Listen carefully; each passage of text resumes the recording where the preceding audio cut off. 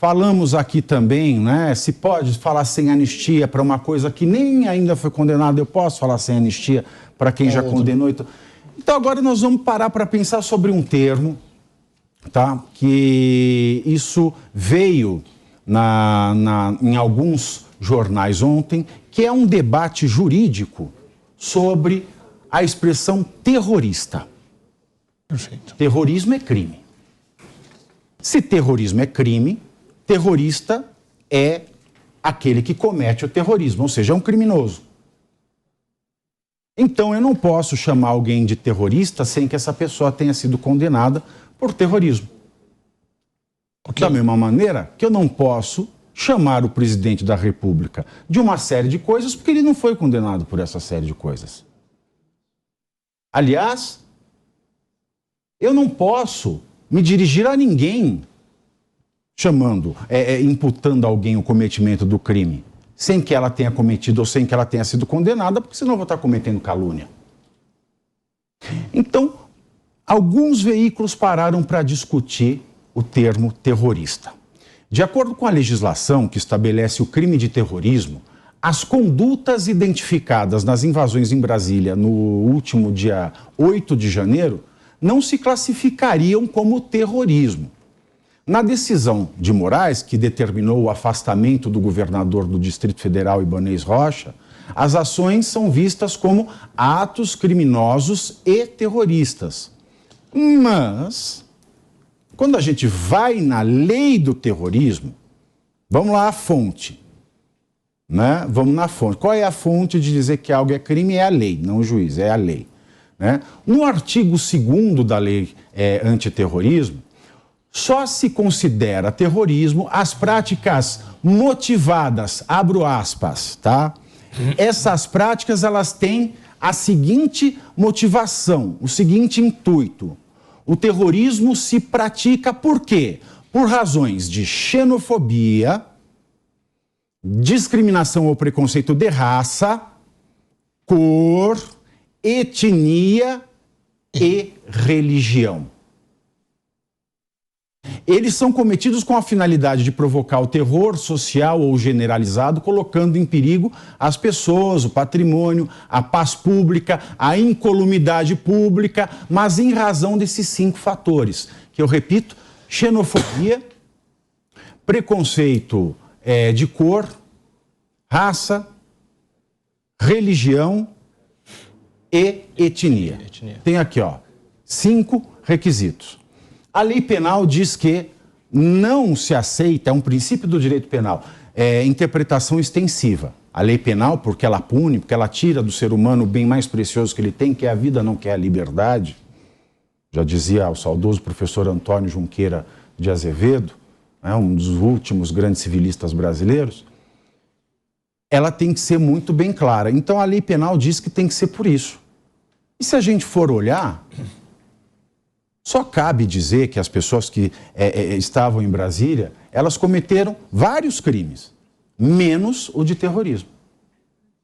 Elas podem ter cometido vandalismo, lesão corporal, elas podem ter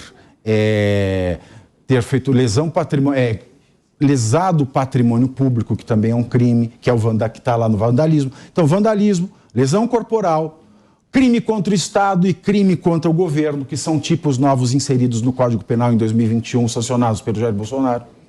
E aqui sim, golpista, o crime contra o governo e crime contra o Estado Democrático de Direito é o crime do golpista, tá? Então, o golpismo está aqui nesse 3º e 4º. Então, quais crimes eu poderia dizer juridicamente, com firmeza? Vandalismo, lesão corporal, os crimes de golpe, o golpe contra o Estado, o golpe contra o governo, o crime de violência, a incitação ao crime, para aqueles que incitaram, e a associação criminosa, né, a quadrilha, né, se houver de fato essa comunhão para praticar o crime. Então eu tenho 7 crimes aqui. 7 crimes, mas não o de terrorismo. Urian. Bom, Pavinato, acredito que agora é o meu momento de retratação, já que todo mundo aqui fez um meia-culpa em relação a algo. Assim que eu comecei a acompanhar o que estava acontecendo no dia 8, eu fui às redes muito rapidamente para comentar. E eu também fui uma das pessoas que classificou esses atos absurdos como terrorismo. Como foi muito bem explicado agora, isso não se configura como terrorismo de acordo com essa lei de 2016, que inclusive teve o apoio da direita lá atrás, quando a presidente Dilma Rousseff criou isso, e a esquerda estava um pouco contra, os intelectuais estavam contra, porque eles tinham medo que os movimentos sociais fossem enquadrados também nisso, né, caso eles fizessem manifestações. Mas não quer dizer também que o fato de não se configurar como terrorismo tire a gravidade de tudo que aconteceu.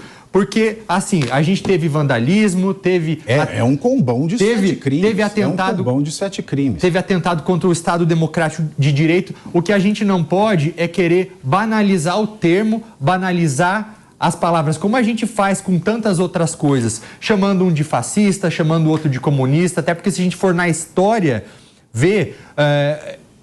os termos não são muito bem assim, como vocês mesmos sabem. Então, assim, tem características terroristas, uma pessoa com uma bomba quebrando o vidro? Tem, mas não quer dizer que isso seja terrorismo. Eu acho que a gente deveria sempre tentar usar os termos corretos. Nelson Kobayashi. Bom, talvez aqui eu discorde um pouco, mas terrorismo, estes atos, eles podem ser assim denominados pela língua portuguesa, porque antes de ser um crime, o terrorismo é uma palavra que está no nosso dicionário e é impor à vontade por meio do terror. Mas esse é um conceito social, da linguagem. No crime, no conceito jurídico, não há terrorismo, como muitas pessoas estão equivocadamente imputando, como já disse aqui o Irian.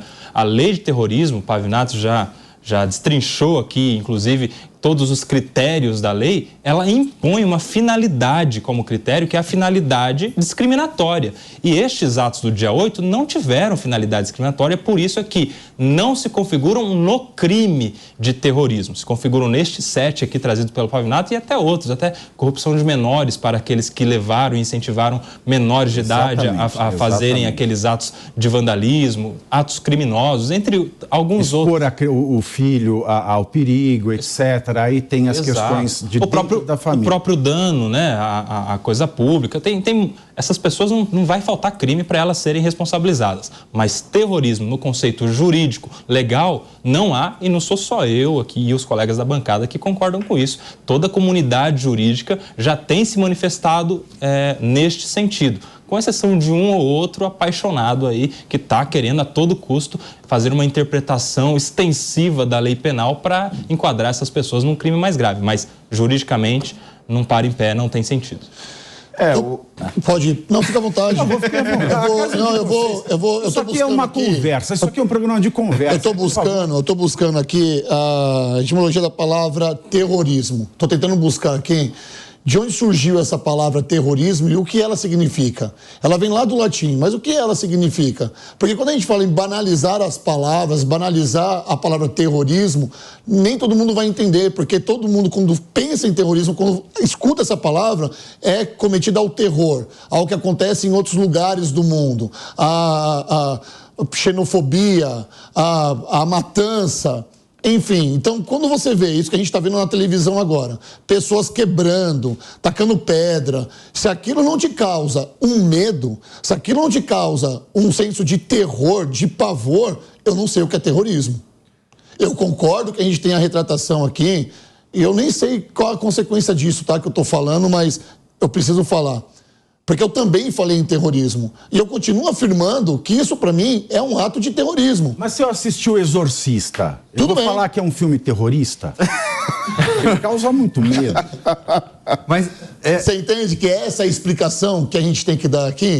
Porque quando você fala em terrorismo, muita gente, pessoas que estavam sem informação, andando atrás dessas outras pessoas que estavam quebrando, estamos aqui nos 3 poderes, pessoas que estavam lá pela emoção, são levadas a entender que a palavra terrorismo comete ou remete ao terror. Então, quando a gente retrata a palavra terrorismo, é que a gente também foi no efeito manada. Quando foi noticiado o terrorismo, todo mundo foi. Mas o que de fato é terrorismo? Mas Rodolfo, você não está errado se você aplicar o conceito social. É um ato de terror, mas não é crime de terrorismo. Sim. Essa é a diferenciação que a gente precisa fazer. É um ato por exemplo, de terror, porque é terrível, de fato. Mas a gente precisa lembrar, por exemplo, a gente tinha um crime até alguns anos atrás, o crime de adultério no Código Penal. Adultério deixou de ser adultério no conceito social? Não é nem ilícito civil, nem para divórcio isso tem alguma relevância. Mas a gente tinha um crime de adultério. E não é porque não há mais crime de adultério que eu não posso dizer que uma pessoa é adúltera. Ela não mas pode agora você tem que falar que é poliamor.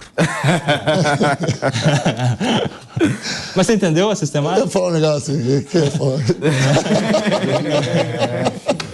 Mas eu quero levantar um outro debate aqui.